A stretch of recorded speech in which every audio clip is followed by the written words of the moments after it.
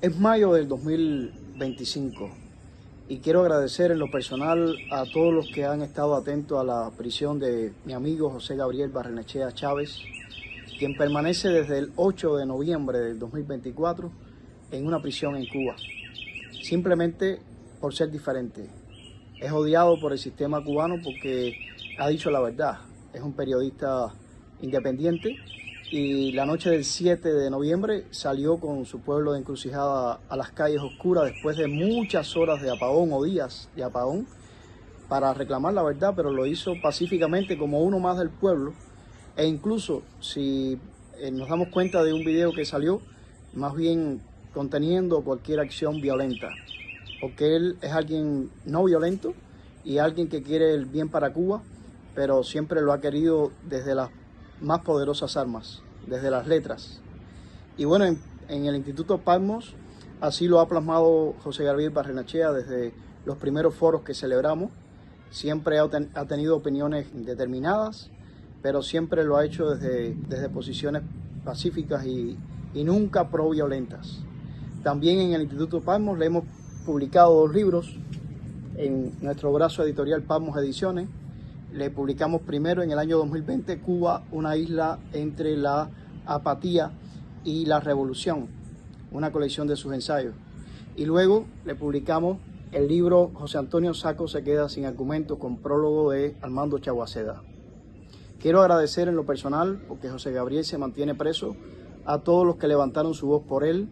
Su madre, Zoila Chávez, ya no está en este mundo y su último deseo era ver a su hijo. Sin embargo, la dictadura en Cuba, para demostrar una vez más hasta dónde es capaz de llegar, no accedió al último deseo de esa anciana madre.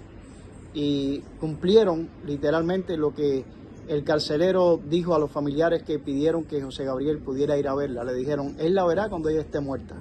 Y así lo cumplieron el domingo antes del Día de las Madres, porque sencillamente Zoila Chávez no podía esperar al Día de las Madres una semana más. ¿Qué iba a celebrar ella ese día? Y así fue que llevaron a José Gabriel en horas de la madrugada, cuando la familia la velaba, por apenas unos minutos. Y me imagino lo triste, ¿no?, que haya sido para él ver el cadáver de su madre, quien partió de este mundo sin poderlo ver. José Gabriel es alguien a quien admiro muchísimo, es un gran escritor. Sus artículos se pueden encontrar en diversos medios del ámbito independiente, tanto dentro de Cuba como fuera de Cuba. Y es admirado por los intelectuales. De hecho, no por gusto, pocos días después de su encarcelamiento, alrededor de 200 intelectuales firmaron una carta pidiendo su liberación. José Gabriel, que se define como un católico cultural, ha presentado algunos de sus libros también ahí en la diócesis católica de Santa Clara, especialmente en la biblioteca del obispado. Allí en la biblioteca del obispado hay ejemplares de sus libros que puede el público acceder. Y esperamos declaraciones de la Iglesia Católica, especialmente ahora cuando el nuevo Papa León XIV pues se dirigió a los periodistas, a la prensa, y de hecho pidió la libertad de todos los periodistas en el mundo que están presos. No mencionó países porque son centenares o miles, pero Barrenechea es uno de ellos sin lugar a dudas. Bueno, ¿por qué estoy hablando de José Gabriel? Porque en ocasiones recibo de José Gabriel, y no me pregunten cómo ni por qué vía, manuscritos. Él siempre ha deseado escribir, publicar, y ha tenido que hacerlo siempre en medios independientes. Quien quiera publicarle, porque los medios oficiales en Cuba se cerraron para él, así como se cerró la academia. Él podría haber sido un profesor en cualquiera de los medios de enseñanza de Cuba, es graduado de física, pero también la academia ha estado vedada para él, le han prohibido enseñar en cualquier medio de enseñanza, lo mismo en primaria, que en secundaria, que en preuniversitario y mucho menos en universidad. José Gabriel ha sufrido el hecho de vivir en Cuba desde hace muchos años. En 2019 recibió una visa de parte de la Embajada Americana para venir a los Estados Unidos y participar en un festival Vista de literatura, donde presentaría un libro de narrativa, de cuentos que había publicado.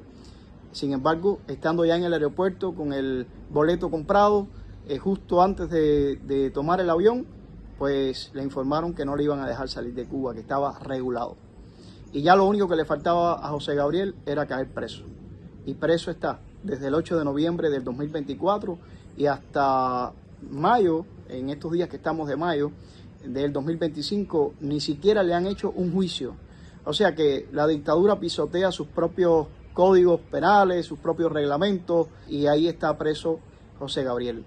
Él se las ingenia para escribir en hojas de papel, manuscritos, y hacerme llegar, les repito, no me pregunten cómo, esos artículos que me pide le transcriba.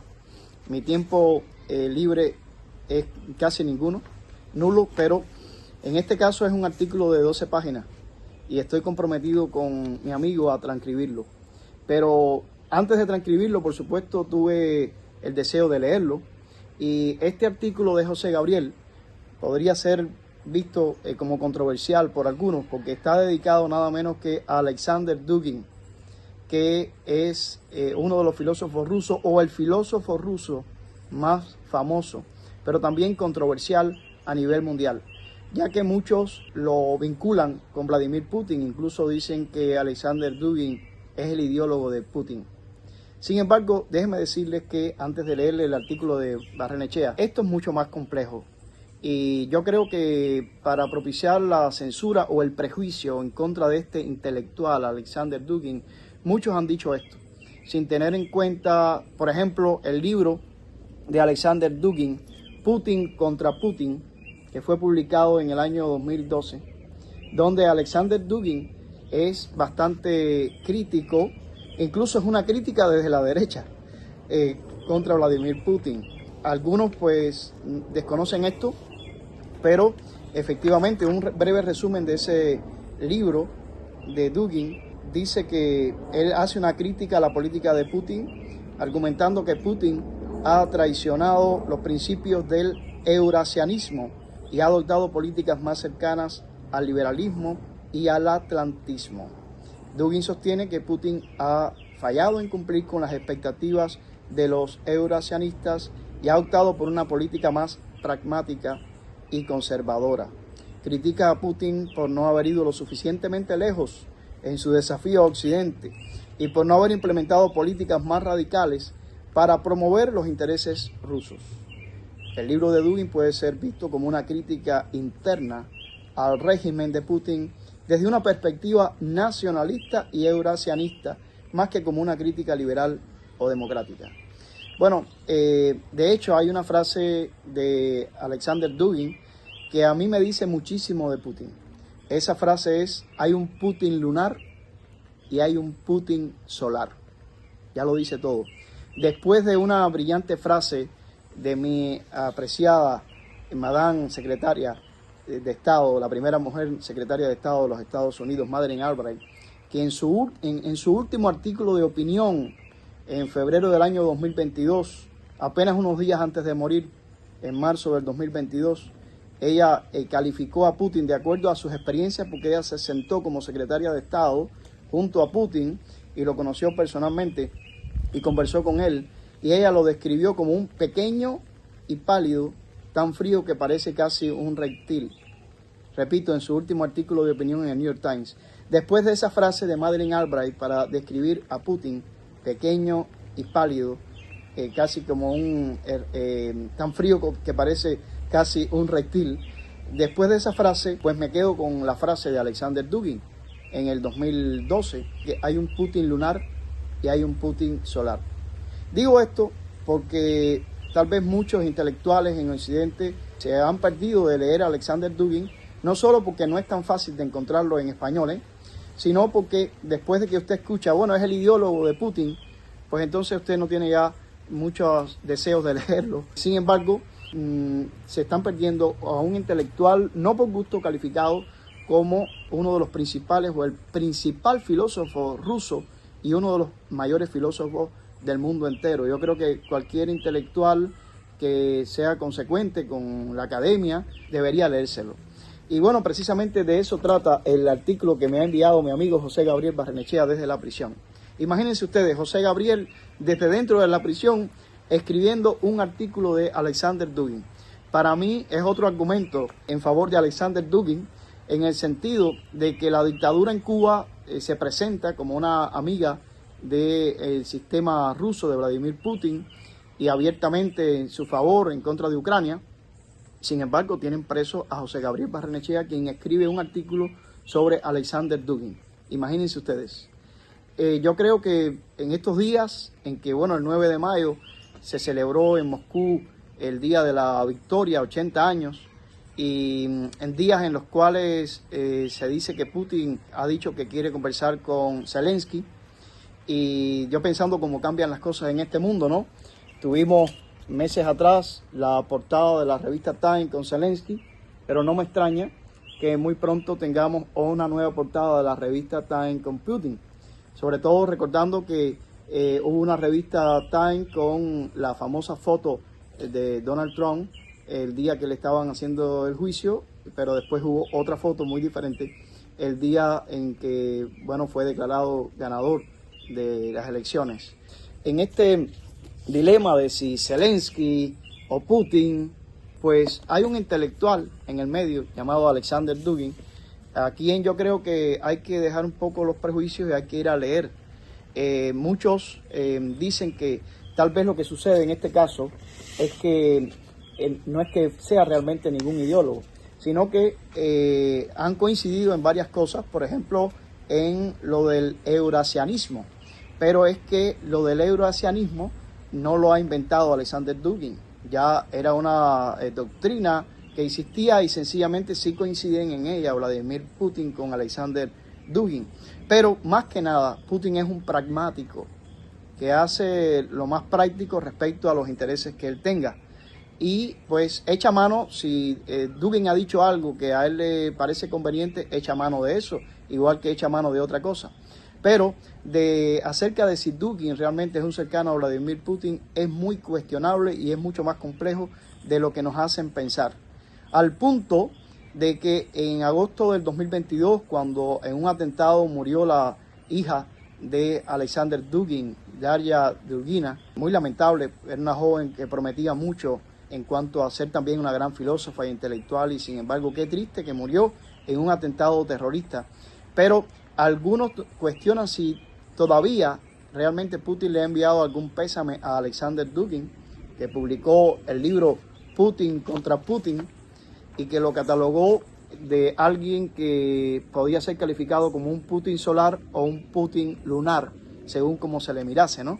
Pero algunos dicen que posiblemente ellos no se han visto todavía luego de que la hija de Alexander Dugin fuera asesinada en ese atentado terrorista, que bueno, creo que cualquier persona en este mundo que esté en contra del terror y del mal, pues habría lamentado, como en efecto lo lamentó mi amigo José Gabriel Barrenechea.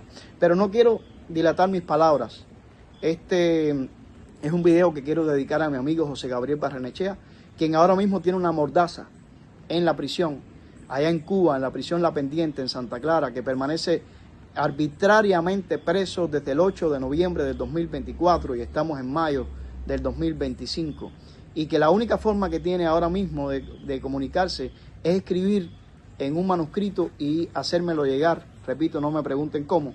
Como es un artículo largo, 12 hojas, 12 páginas, incluso tengo que ver cómo lo transcribo, cómo saco mi tiempo, pero lo tengo que hacer por Barrenechea sin ninguna duda y pasarlo a algún medio que realmente merezca que un artículo de Barrenechea se publique, ¿no? Por cierto, pues voy a estar abierto a nombre de Barrenechea a solicitudes para la publicación de este artículo. En el mundo occidental es bastante difícil de encontrar un medio que quiera publicarlo, pero igual estamos abiertos, ¿no? Espero que no tener que enviarlo a un medio ruso. Pues bueno, el artículo de José Gabriel se llama Alexander Dugin y el conservadurismo ruso. Y comienza diciendo: Alexander Dugin es visto desde el establishment liberal globalista no como uno de sus principales enemigos en el campo intelectual, sino como el principal. Sus libros, aunque no están exactamente vetados en Occidente, como lo dijera en una entrevista del año pasado a Tucker Carlson, sí han encontrado dificultades para su publicación y difusión en los Estados Unidos. Y es hasta probable que durante el pasado periodo demócrata por el simple hecho de comprarlos en Amazon, terminara uno en alguna de las listas negras de los servicios de inteligencia occidentales. Su obra y vida personal enfrentan una coordinada campaña de descrédito.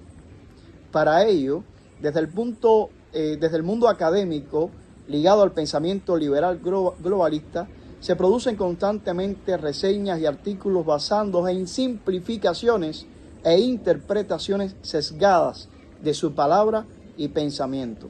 Un buen ejemplo de lo dicho es la entrada dedicada a él, la cual hasta hace unos meses podía leerse en Wikipedia y que en lo personal no le recomiendo a ningún lector. Yo tampoco le recomiendo Wikipedia a ningún lector. Si busca con sinceridad una introducción a la vida y la obra de nuestro reseñado. Continúa Gabriel, esta es su segunda hoja ya.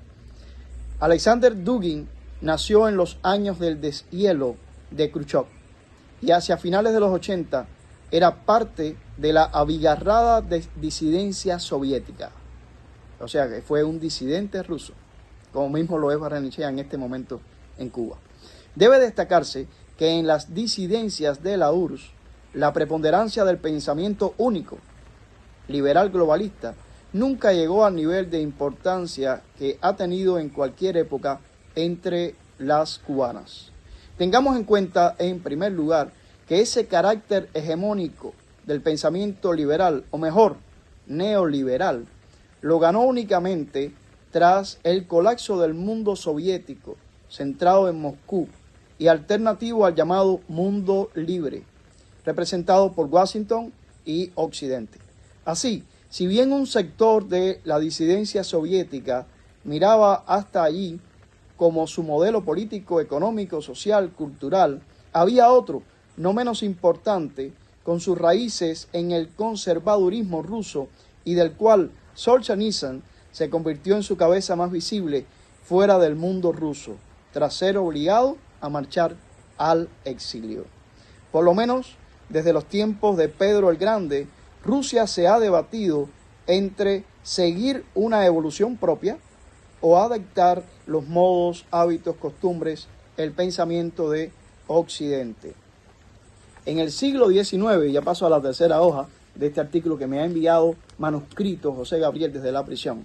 En el siglo XIX, el panorama político y filosófico se dividía a grandes rasgos entre eslavófilos, quienes representaban la tendencia a la evolución autóctona, y liberales socialistas, utópicos o marxistas, anarquistas o incluso conservadores, pero de tendencias germanófilas, todas ellas con sus miradas puestas en la evolución del mundo al oeste de las fronteras del Imperio ruso. Porque no desperdiciemos la oportunidad de decirlo, el pensamiento socialista, al menos en su tendencia marxista, no puede afirmarse tenga un origen propio ruso. De ahí la respuesta de Marx a aquella conocida carta que se le enviara desde Rusia, en que se le preguntaba si el socialismo tenía posibilidades de establecerse en suelo ruso, a lo cual dijera que no. No obstante, el marxismo triunfó en el Imperio ruso gracias a la situación de crisis en que éste se vio envuelto tras 3 años de Primera Guerra Mundial y a la voluntad de un grupo muy politizado encabezado por Lenin. Ante ello, la tendencia autóctona, eslavista, cristiana ortodoxa y profundamente rusa se enfrentó al nuevo régimen universalista. Fue al menos hasta la ascensión al poder de Stalin con su propuesta. Sigo avanzando en esta lectura del artículo que mi amigo José Gabriel me ha enviado desde la prisión. La propuesta de socialismo en un solo país, contraria a la idea de Lenin de que tal cosa era imposible. Recordemos que para Lenin, Trotsky y toda la plana mayor del partido bolchevique, el socialismo solo podría establecerse tras una revolución mundial que triunfara de manera indiscutible en las zonas desarrolladas de América y Europa. A partir de la llegada del poder de Stalin, ocurrió una lenta aproximación entre eslavistas y nacionalistas rusos, de un lado y el régimen socialista del otro.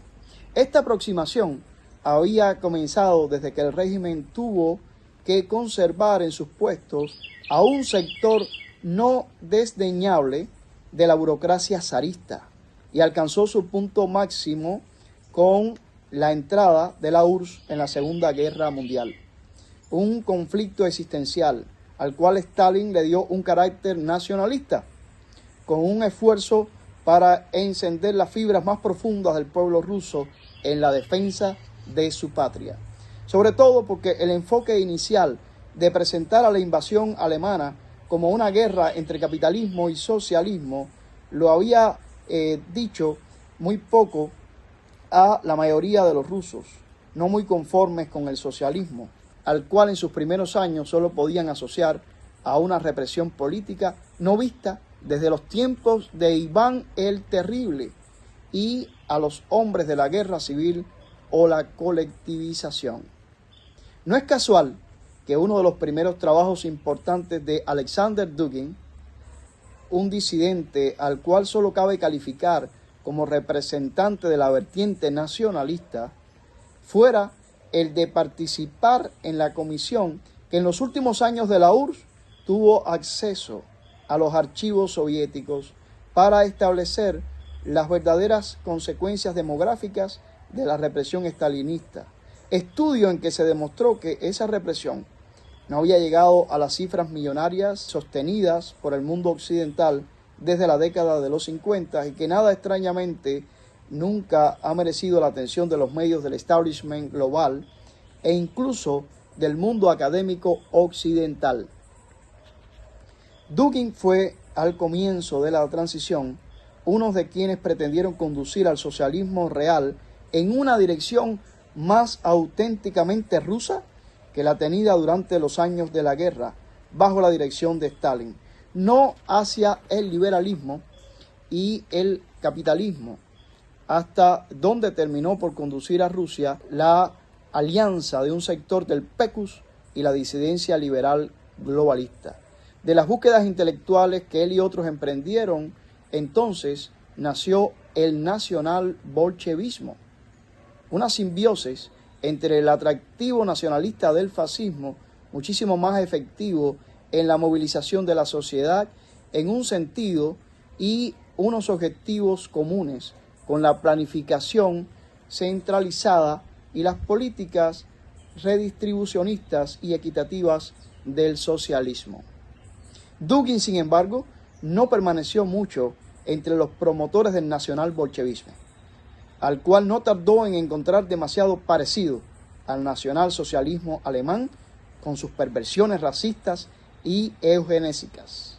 Hombre de fe ortodoxa, en una de las variantes más conservadoras de esa religión, descendiente intelectual de Dostoyevsky, no podía más que terminar por descubrir esa propuesta demasiado alejada de sus principios y valores. Para entonces, el eurasianismo, de cuya revivificación es el responsable máximo en la actualidad. Históricamente, el eurasianismo tiene su origen en un sector intelectual alemán de entreguerras. Este proponía una alianza germano-rusa como forma de contrastar al poder global de los anglosajones. Dicha propuesta partía de una concepción diferente de la anglosajona de valores como la libertad o del concepto como el de la sociedad en general. Una concepción más propia de sociedades sin ninguna frontera natural que los proteja de invasores foráneos, como es el caso alemán o ruso. Sociedades tan distintas de la británica o de la estadounidense, protegidas ambas por mares y océanos, o con vecinos que solo recientemente han llegado a tener una población comparable a las suyas, Canadá y México en esencia. En dicha concepción, el Estado no es visto como el enemigo por autonomía del individuo, a semejanza de entre los anglosajones, sino que es más bien su principal defensa ante otras sociedades y estados ajenos. Si el Estado estalinista es el responsable de la muerte de varios cientos de miles de represaliados políticos, la Alemania nacionalsocialista que invadió a la URSS el 22 de junio de 1941 dejó en cambio 20 millones de muertos, y es incalculable el número que habría dejado su triunfo y consiguiente aplastamiento del Estado soviético. Sigo leyendo. Este artículo va por la hoja número 8 que me envía mi amigo José Gabriel Barrenechea desde la prisión La Pendiente en Santa Clara. Y dice así en esta página 8 sobre Alexander Dugin. A Dugin se le puede definir como un anticapitalista cristiano conservador con un alma incuestionablemente rusa. Su crítica va dirigida contra el liberalismo 2.0, una ideología que al proponer la liberación del hombre de las transiciones y en general de los condicionamientos biológicos y sociales como la meta humana en sí, solo puede llevarlo al intento de liberarse de sí mismo hasta desaparecer. Para Dugin, el proceso es una continuación del que al inicio de la modernidad occidental llevó a la desaparición del mundo percibido por el individuo occidental de cualquier otro ente que no fueran las cosas materiales. En la presente etapa, al convertirse el hombre mismo en otra cosa más, en una mercancía o hasta incluso en una máquina. Dugin, en consecuencia, es un crítico acérrimo del transhumanismo y de toda otra manipulación técnica del hombre que pretenda una supuesta mejoría suya mediante la alteración de su cuerpo y biología. Y claro está, también lo es de las ideologías de género que hoy han desplazado o por lo menos eclipsan en el discurso de las izquierdas a las ideologías del trabajo. Página 9 de este artículo de José Gabriel Barrenechea, Alexander Dugin y el conservadurismo ruso. Dice así en su hoja número 9. Su propuesta es de la que en Occidente y en las zonas más influidas por él, las principales tendencias antiliberales del siglo XX, socialismo y fascismo, encuentran la manera de articularse en una cuarta teoría política ante el avance del liberalismo 2.0. Además de la que en Occidente y en el resto del mundo, las fuerzas ancestrales, autóctonas, conservadoras, según las clasificaciones occidentales, abandonen la idea generalizada de la ineluctibilidad del liberalismo y de sus conquistas que hoy las domina y salgan sin complejos a presentar y defender su interpretación y sus propuestas.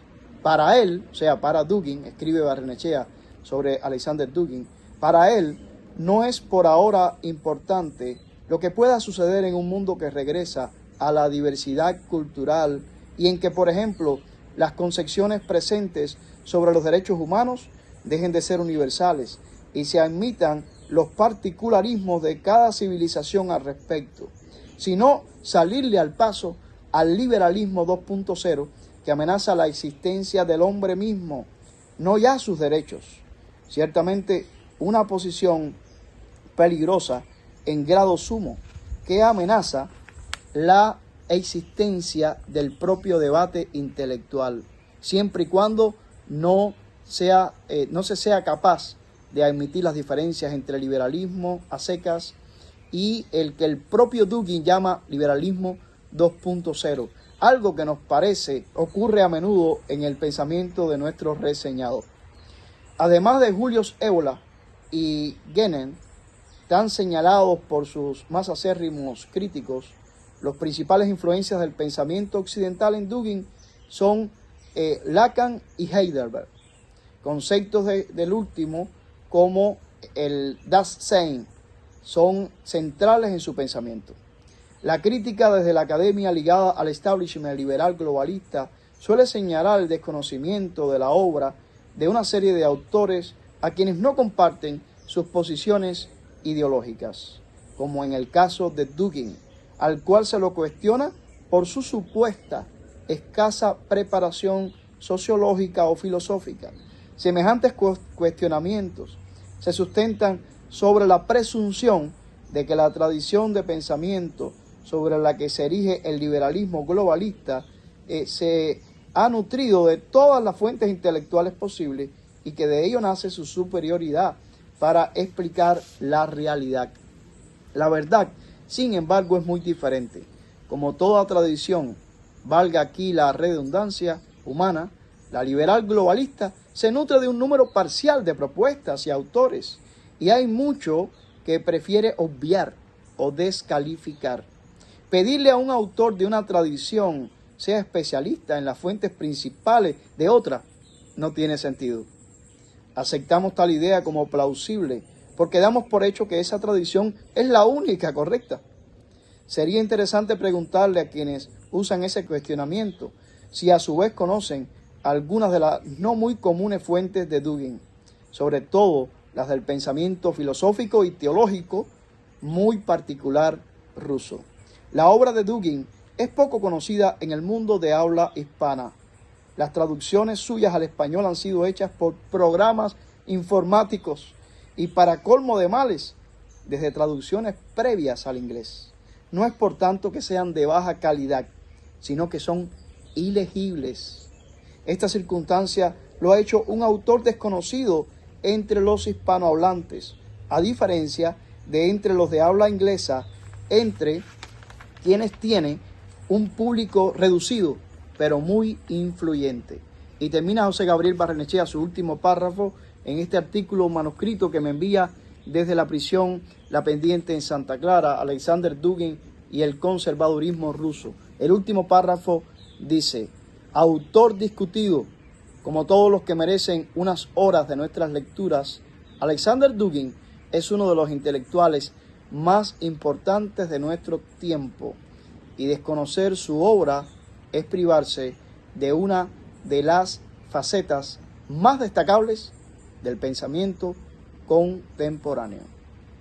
Bueno, este es el artículo que me ha enviado mi amigo José Gabriel Barrenechea desde la prisión, y más allá de que yo simpatice o no con la filosofía de Alexander Dugin, independientemente de reconocer que es uno de los filósofos más importantes del mundo actual, me siento contento de haber podido dar voz a mi amigo José Gabriel Barrenechea, quien ahora mismo es un periodista independiente, un intelectual amordazado, quien se encuentra en una prisión que él mismo ha calificado como si fuera uno de los infiernos que describe Dante, y a quien ni siquiera se le permitió ir a ver a su madre moribunda para que ella cumpliese su último deseo de ver a su hijo antes de partir de este mundo. Este autor, que admira a Alexander Dugin, este escritor ruso, a quien él califica como alguien que debe mucho a Dostoyevsky, y estoy de acuerdo con él en el sentido de que el otro gran escritor ruso es León Tolstói, pero recordemos que León Tolstói, la iglesia rusa lo excomulgó, y sin embargo Alexander Dugin es un ortodoxo a capa y espada, un teólogo de la iglesia ortodoxa rusa, que sí, esto no se puede cuestionar, es la ideología en este momento del imperio ruso que renace, y Vladimir Putin pues quiere expandirse resucitando al sistema zarista, ¿no? Algunos califican a Alexander Dugin como si fuera el nuevo monje equivalente a Rasputin, el Rasputin de Putin.